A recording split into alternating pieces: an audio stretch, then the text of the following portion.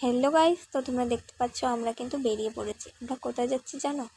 আমরা যাচ্ছি একটা পার্কে ঘুরতে। আশা করি তোমাদের এই ব্লগটা খুব ভালোই লাগবে। আমি না অনেক দিন হয়েছে এই পার্কটাতে যাইনি, তো ভাবলাম চলো আজকে যাওয়া যাক।